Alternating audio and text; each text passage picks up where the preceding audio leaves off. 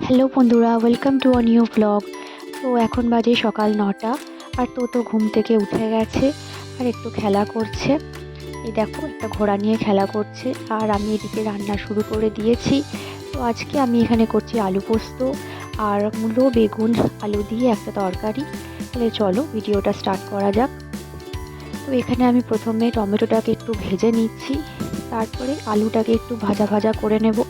যেমন আমরা সবাই আলু পোস্ত করে থাকি ঘরে, ওই রকমভাবেই করছি। নুন দিয়ে দিলাম, এরপরে একটু ভালো করে এটাকে ভাজা ভাজা করে জল দিয়ে দেব। তোকে কিন্তু বিজি রাখার জন্য অনেক কিছুই করতে হয় আমাকে, না হলে কিন্তু ও সব একেবারে লন্ডভন্ড করে দেবে। তো এখানে আমি একটা টমেটোকে দিয়েছিলাম খেলার জন্য, যাতে কিছুক্ষণ চুপ করে থাকতে পারে আর আমি রান্নাটা একটু শান্তিতে করতে পারি। তো এখানে আমার আলুটা কষানো হয়ে গিয়েছে, মানে একটু ভাজা ভাজা হয়ে গিয়েছে। এরপরে আমি এর মধ্যে দিয়ে দেবো জল।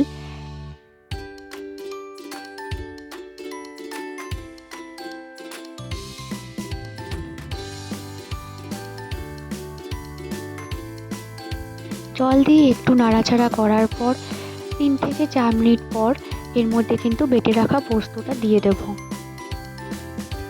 এবারে আরেকবার খুব ভালো করে নাড়িয়ে নিচ্ছি আর এইভাবে 8 থেকে 10 মিনিট মতন রান্না করব। আলুগুলোকে একটু স্ম্যাশ করে দেব, তাহলে বেশ মাখা মাখা হবে আলু পোস্তটা।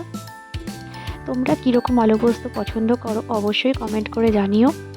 আমরা কিন্তু এই মাখা মাখা আলু পোস্তটাই কিন্তু বেশি পছন্দ করি।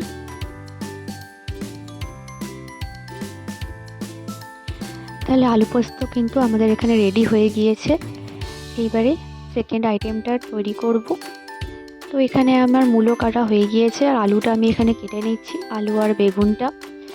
আর এর মাঝে তোর কাণ্ড দেখো কি করেছে, আমার স্কার্ফটা নিয়ে পরে মুখ ঢেকে নিয়েছে আর লুকোচুরি খেলছে। তো এরকমভাবে খেলতে কিন্তু খুব ভালোবাসে, আমারও খুব ভালো লাগে। তো বারবার স্কার্ফটাকে নিয়েও লুকোচ্ছে আর এভাবে খেলছে। তো এখানে বেগুনটাও কেটে নিচ্ছি।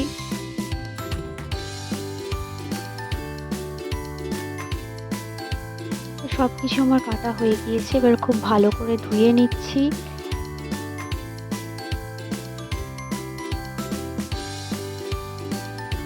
এবারে তেলের মধ্যে বিশেষ কিছু সেরকম ফোড়ন দেব না, অল্প একটু পাঁচ ফোড়ন দেব।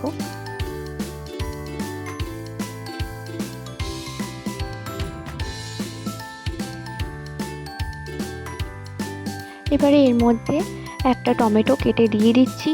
টমেটোটা একটু ভাজা ভাজা করে নেব।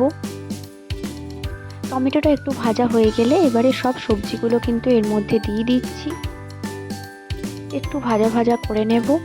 আর এর উপর দিয়ে আমি কটা সয়াবিন দিয়ে দিচ্ছি, এর জন্য কিন্তু টেস্টটা খুব সুন্দর আসবে। এরপরে পরিমাণ মতো নুন, হলুদ, জিরে গুঁড়ো আর মশলাটা দিয়ে দেবো।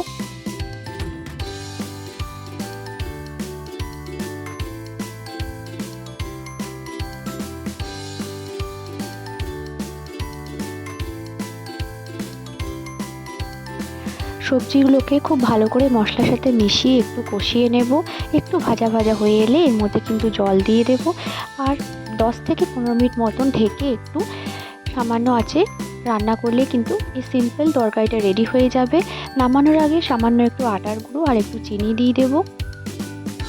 ব্লগটা ভালো লাগলে চ্যানেলটাকে সাবস্ক্রাইব করে পাশে থাকবেন। দেখা হচ্ছে পরের ভিডিওতে। Till then tata, thanks for watching.